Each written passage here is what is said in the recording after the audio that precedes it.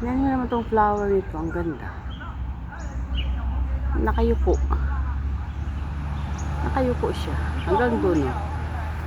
Ayun, ang cute niya. Ayun. Oh. Hmm? Nakayupo. Ayan. Ang ganda doon. Ang dami oh. Ang cute oh. Hmm?